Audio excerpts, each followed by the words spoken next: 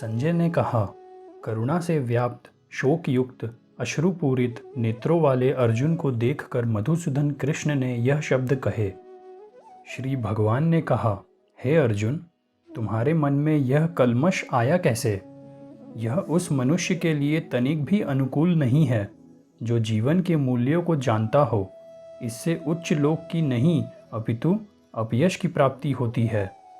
हे पृथापुत्र, इस हीन नपुंसकता को प्राप्त मत हो, यह तुम्हें शोभा नहीं देती। हे शत्रुओं के दमन करता, हृदय की क्षुद्र दुर्बलता को त्याग कर युद्ध के लिए खड़े हो। अर्जुन ने कहा, हे शत्रुहंता, हे मधुसूदन, मैं युद्ध भूमि में किस तरह भीष्म तथा द्रोण जैसे पूज्य व्यक्तियों पर उलटकर बाण चलाऊंगा। ऐसे महापुरुषों को जो मेरे गुरु हैं, उन्हें मारकर जीने की अपेक्षा इस संसार में भीख मांगकर खाना अच्छा है। भले ही वे सांसारिक लाभ के इच्छुक हों, किंतु हैं तो गुरुजन ही। यदि उनका वध होता है तो हमारे द्वारा भोग्य प्रत्येक वस्तु उनके रक्त से सनी होगी। हम ये भी नहीं जानते कि हमारे लिए क्या श्रेष्ठ है, उनको जीतना या उनके द्वारा जीते जाना। यदि हम धृतराष्ट्र के पुत्रों का वध कर देते हैं तो हमें जीवित रहने की आवश्यकता ही नहीं है। फिर भी वे युद्ध भूमि में हमारे समक्ष खड़े हैं। अब मैं अपनी कृपण दुर्बलता के कारण अपना कर्तव्य भूल गया हूँ और सारा धैर्य खो चुका हूँ। ऐसी अवस्था में मैं आपसे पूछ रहा हूँ कि जो मेरे लिए श्रेयस्कर हो उसे निश्चित रूप से बताएं। अब मैं आपका शिष्य हूँ और आपका शरणागत हूँ, कृपया मुझे उपदेश दें। मुझे ऐसा कोई साधन नहीं दिखता जो मेरी इंद्रियों को सुखाने वाले इस शोक को दूर कर सके।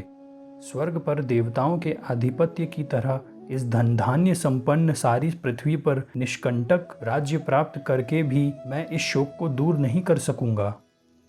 संजय ने कहा, इस प्रकार कहने के बाद शत्रुओं का दमन करने वाला अर्जुन श्री कृष्ण से बोला, हे गोविंद, मैं युद्ध नहीं करूंगा, और शांत हो गया। हे भरतवंशी धृतराष्ट्र, उस समय दोनों सेनाओं के मध्य शोकमग्न अर्जुन से श्री कृष्ण ने मानो हंसते हुए ये शब्द कहे। श्री भगवान ने कहा, तुम पांडित्यपूर्ण वचन कहते हुए उनके लिए शोक कर रहे हो जो शोक करने योग्य नहीं है। जो विद्वान होते हैं वे ना तो जीवित के लिए ना ही मृत के लिए शोक करते हैं। ऐसा कभी नहीं हुआ कि मैं ना रहा हूँ या तुम ना रहे हो, अथवा ये समस्त राजा ना रहे हों, और ना ऐसा है कि भविष्य में हम लोग नहीं रहेंगे। जिस प्रकार शरीरधारी आत्मा इस शरीर में बाल्यावस्था में, तरुणावस्था में और फिर वृद्धावस्था में निरंतर अग्रसर होता रहता है, उसी प्रकार मृत्यु होने पर आत्मा दूसरे शरीर में चला जाता है।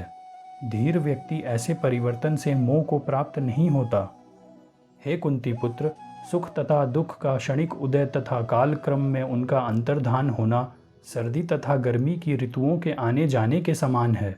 हे भरतवंशी, वे इंद्रिय बोध से उत्पन्न होते हैं और मनुष्य को चाहिए कि अविचल भाव से उनको सहन करना सीखे।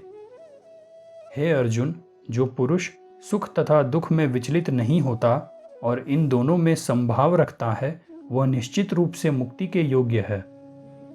भौतिक शरीर का तो कोई स्थायित्व नहीं है, किंतु आत्मा अपरिवर्तित रहता है। यह जो सारे शरीर में व्याप्त है, इसे ही तुम अविनाशी समझो। इस अव्यय आत्मा को नष्ट करने में कोई भी समर्थ नहीं है। अविनाशी, अप्रमेय तथा शाश्वत जीव के भौतिक शरीर का अंत अवश्यम भावी है। अतः हे भरतवंशी, युद्ध करो। जो इस जीव आत्मा को मारने वाला समझता है तथा जो इसे मरा हुआ समझता है, वे दोनों ही अज्ञानी हैं, क्योंकि आत्मा ना तो मरता है और ना मारा जाता है। आत्मा के लिए किसी भी काल में ना तो जन्म है ना मृत्यु। वह ना तो कभी जन्मा है ना जन्म लेता है और ना जन्म लेगा। वह अजन्मा, नित्य, शाश्वत तथा पुरातन है। शरीर के मारे जाने पर वह मारा नहीं जाता। हे पार्थ, जो व्यक्ति यह जानता है कि आत्मा अविनाशी, अजन्मा, शाश्वत तथा अव्यय है, वह भला किसी को कैसे मार सकता है या मरवा सकता है। जिस प्रकार मनुष्य पुराने वस्त्रों को त्याग कर नए वस्त्र धारण करता है, उसी प्रकार आत्मा पुराने तथा व्यर्थ के शरीरों को त्याग कर नवीन भौतिक शरीर धारण करता है। यह आत्मा ना तो कभी किसी शस्त्र द्वारा खंड खंड किया जा सकता है, ना अग्नि द्वारा जलाया जा सकता है, ना जल द्वारा भिगोया या वायु द्वारा सुखाया जा सकता है। यह आत्मा अखंडित तथा अघुलनशील है। इसे ना तो जलाया जा सकता है, ना ही सुखाया जा सकता है। यह शाश्वत, सर्वव्यापी, अविकारी, स्थिर तथा सदैव एक सा रहने वाला है। आत्मा अव्यक्त, अकल्पनीय तथा अपरिवर्तनीय कहा जाता है। यह जानकर तुम्हें शरीर के लिए शोक नहीं करना चाहिए। किंतु यदि तुम यह सोचते हो कि आत्मा सदा जन्म लेता है तथा सदा मरता है, तो भी है महाबाहु, तुम्हारे शोक करने का कोई कारण नहीं है। जिसने जन्म लिया है उसकी मृत्यु निश्चित है और मृत्यु के पश्चात पुनर्जन्म भी निश्चित है। अतः अपने अपरिहार्य कर्तव्य पालन में तुम्हें शोक नहीं करना चाहिए। सारे जीव प्रारंभ में अव्यक्त रहते हैं, मध्य अवस्था में व्यक्त होते हैं और विनष्ट होने पर पुनः अव्यक्त हो जाते हैं। अतः शोक करने की क्या आवश्यकता है? कोई आत्मा को आश्चर्य से देखता है, कोई इसे आश्चर्य की तरह बताता है तथा कोई इसे आश्चर्य की तरह सुनता है, किंतु कोई इसके विषय में सुनकर भी कुछ नहीं समझ पाते। हे भरतवंशी, शरीर में रहने वाले का वध कभी नहीं किया जा सकता। अतः तुम्हें किसी भी जीव के लिए शोक करने की आवश्यकता नहीं है। क्षत्रिय होने के नाते अपने विशिष्ट धर्म का विचार करते हुए तुम्हें जानना चाहिए कि धर्म के लिए युद्ध करने से बढ़कर तुम्हारे लिए अन्य कोई कार्य नहीं है। अतः तुम्हें संकोच करने की कोई आवश्यकता नहीं है। हे पार्थ, वे क्षत्रिय सुखी है जिन्हें ऐसे युद्ध के अवसर अपने आप प्राप्त होते हैं जिससे उनके लिए स्वर्गलोक के द्वार खुल जाते हैं। किंतु यदि तुम युद्ध करने के स्वधर्म को संपन्न नहीं करते तो तुम्हें निश्चित रूप से अपने कर्तव्य की उपेक्षा करने का पाप लगेगा और तुम योद्धा के रूप में भी अपना यश खो दोगे। लोग सदैव तुम्हारे अपयश का वर्णन करेंगे और सम्मानित व्यक्ति के लिए अपयश तो मृत्यु से भी बढ़कर है। जिन जिन महान योद्धाओं ने तुम्हारे नाम तथा यश को सम्मान दिया है, वे सोचेंगे कि तुमने डर के मारे युद्ध भूमि छोड़ दी है और इस तरह वे तुम्हें तुच्छ मानेंगे। तुम्हारे शत्रु अनेक प्रकार के कटु शब्दों से तुम्हारा वर्णन करेंगे और तुम्हारी सामर्थ्य का उपहास करेंगे। तुम्हारे लिए इससे दुखदाई और क्या हो सकता है? हे कुंती पुत्र, तुम यदि युद्ध में मारे जाओगे तो स्वर्ग प्राप्त करोगे और यदि तुम जीत जाओगे तो पृथ्वी के साम्राज्य का भोग करोगे। अतः दृढ़ संकल्प करके खड़े हो और युद्ध करो। तुम सुख या दुख, हानि या लाभ, विजय या पराजय का विचार किए बिना युद्ध के लिए युद्ध करो। ऐसा करने पर तुम्हें कोई पाप नहीं लगेगा। यहाँ मैंने वैश्लेषिक अध्ययन यानी सांख्य द्वारा इस ज्ञान का वर्णन किया है। अब निष्काम भाव से कर्म करना बता रहा हूँ, उसे सुनो। हे पृथापुत्र, तुम यदि ऐसे ज्ञान से कर्म करोगे तो तुम कर्मों के बंधन से अपने आप को मुक्त कर सकते हो।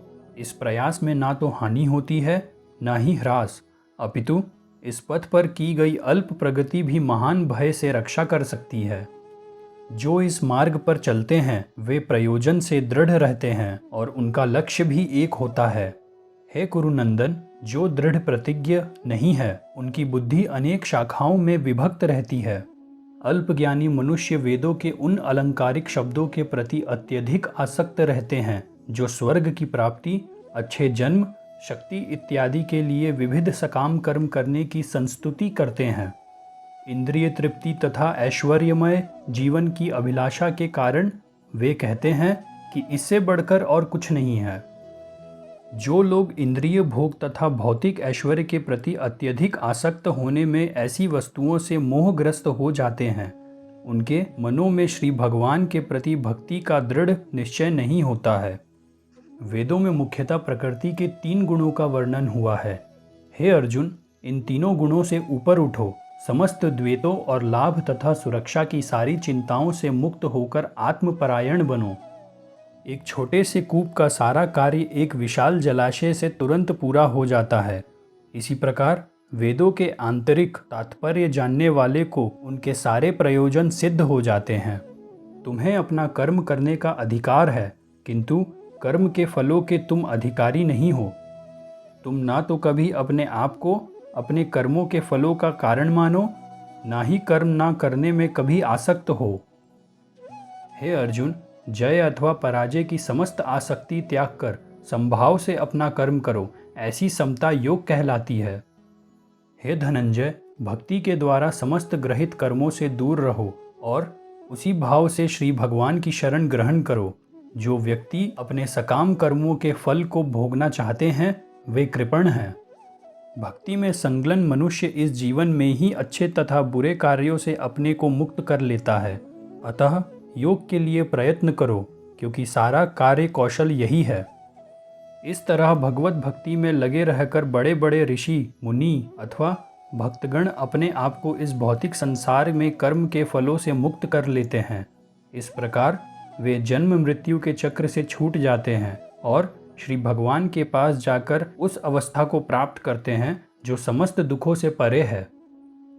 जब तुम्हारी बुद्धि मोह रूपी सघन वन को पार कर जाएगी तो तुम सुने हुए तथा सुनने योग्य सबके प्रति अन्य मनस्क हो जाओगे। जब तुम्हारा मन वेदों की अलंकारमयी भाषा से विचलित ना हो और वह आत्म साक्षात्कार की समाधि में स्थिर हो जाए, तब तुम्हें दिव्य चेतना प्राप्त हो जाएगी। अर्जुन ने कहा, हे श्री कृष्ण, आध्यात्म में लीन चेतना वाले व्यक्ति के क्या लक्षण हैं? वह कैसे बोलता है तथा उसकी भाषा क्या है? वह किस तरह बैठता और चलता है? श्री भगवान ने कहा, हे पार्थ, जब मनुष्य मनोधर्म से उत्पन्न होने वाली इंद्रिय तृप्ति की समस्त कामनाओं का परित्याग कर देता है और जब इस तरह से विशुद्ध हुआ उसका मन आत्मा में संतोष प्राप्त करता है, तो वह विशुद्ध दिव्य चेतना को प्राप्त कहा जाता है। जो त्रय तापों के होने पर भी मन से विचलित ना हो अथवा सुख में प्रसन्न नहीं होता और जो आसक्ति, भय तथा क्रोध से मुक्त हो, वह स्थिर मन वाला मुनि कहलाता है। इस भौतिक जगत में जो व्यक्ति ना तो शुभ की प्राप्ति से हर्षित होता है और ना अशुभ के प्राप्त होने पर उससे घृणा करता है, वह पूर्ण ज्ञान में स्थिर होता है। जिस प्रकार कछुआ अपने अंगों को संकुचित करके खोल के भीतर कर लेता है, उसी तरह जो मनुष्य अपनी इंद्रियों को इंद्रिय विषयों से खींच लेता है, इस पूर्ण चेतना में दृढ़तापूर्वक स्थिर होता है। देहधारी जीव इंद्रिय भोग से भले ही निवृत्त हो जाए, पर उसमें इंद्रिय भोगों की इच्छा बनी रहती है, लेकिन उत्तम रस के अनुभव होने से ऐसे कार्यों को बंद करने पर वह भक्ति में स्थिर हो जाता है। हे अर्जुन, इंद्रियां इतनी प्रबल तथा वेगवान हैं कि वे उस विवेकी पुरुष के मन को भी बलपूर्वक हर लेती है, जो उन्हें वश में करने का प्रयत्न करता है। जो इंद्रियों को पूर्णतया वश में रखते हुए इंद्रिय संयमन करता है और अपनी चेतना को मुझ में स्थिर कर देता है, वह मनुष्य स्थिर बुद्धि कहलाता है। इंद्रिय विषयों का चिंतन करते हुए मनुष्य की उनमें आसक्ति उत्पन्न हो जाती है और ऐसी आसक्ति से काम उत्पन्न होता है और फिर काम से क्रोध प्रकट होता है। क्रोध से पूर्ण मोह उत्पन्न होता है और मोह से स्मरण शक्ति का विभ्रम हो जाता है। जब स्मरण शक्ति भ्रमित हो जाता है तो बुद्धि नष्ट हो जाती है और बुद्धि नष्ट होने पर मनुष्य भवकूप में पुनः गिर जाता है। किंतु समस्त राग तथा द्वेष से मुक्त एवं अपनी इंद्रियों को संयम द्वारा वश में करने में समर्थ व्यक्ति श्री भगवान की पूर्ण कृपा प्राप्त कर सकता है। इस प्रकार से भगवान के भावनामृत में तुष्ट व्यक्ति के लिए संसार के तीनों ताप नष्ट हो जाते हैं और ऐसी तुष्ट चेतना होने पर उसकी बुद्धि शीघ्र ही स्थिर हो जाती है। जो भक्ति के भावनामृत में परमेश्वर से संबंधित नहीं है, उसकी ना तो बुद्धि दिव्य होती है और ना ही मन स्थिर होता है, जिसके बिना शांति की कोई संभावना नहीं है। शांति के बिना सुख हो भी कैसे सकता है? जिस प्रकार पानी में तैरती नाव को प्रचंड वायु दूर बहा ले जाती है, उसी प्रकार विचरणशील इंद्रियों में से कोई एक जिस पर मन निरंतर लगा रहता है, मनुष्य की बुद्धि को हर लेती है। अतः हे महाबाहु, जिस पुरुष की इंद्रियां अपने अपने विषयों से सब प्रकार से विरत होकर उसके वश में है, उसी की बुद्धि निसंदेह स्थिर है। जो सब जीवों के लिए रात्रि है, वह आत्म संयमी के जागने का समय है, और जो समस्त जीवों के जागने का समय है, वो आत्मनिरीक्षक मुनि के लिए रात्रि है। जो पुरुष समुद्र में निरंतर प्रवेश करती रहने वाली नदियों के समान इच्छाओं के निरंतर प्रवाह से विचलित नहीं होता और जो सदैव स्थिर रहता है, वही शांति प्राप्त कर सकता है। वह नहीं जो ऐसी इच्छाओं को तुष्ट करने की चेष्टा करता हो। जिस व्यक्ति ने इंद्रिय तृप्ति की समस्त इच्छाओं का परित्याग कर दिया हो, जो इच्छाओं से रहित है और जिसने सारी ममता त्याग दी है तथा अहंकार से रहित है, वही वास्तविक शांति को प्राप्त कर सकता है। यह आध्यात्मिक तथा ईश्वरीय जीवन का पथ है, जिसे प्राप्त करके मनुष्य मोहित नहीं होता। यदि कोई जीवन के अंतिम समय में भी इस तरह स्थित हो तो वह भगवत धाम में प्रवेश कर सकता है। इस प्रकार श्रीमद् भगवद गीता के द्वितीय अध्याय गीता का सार पूर्ण हुआ।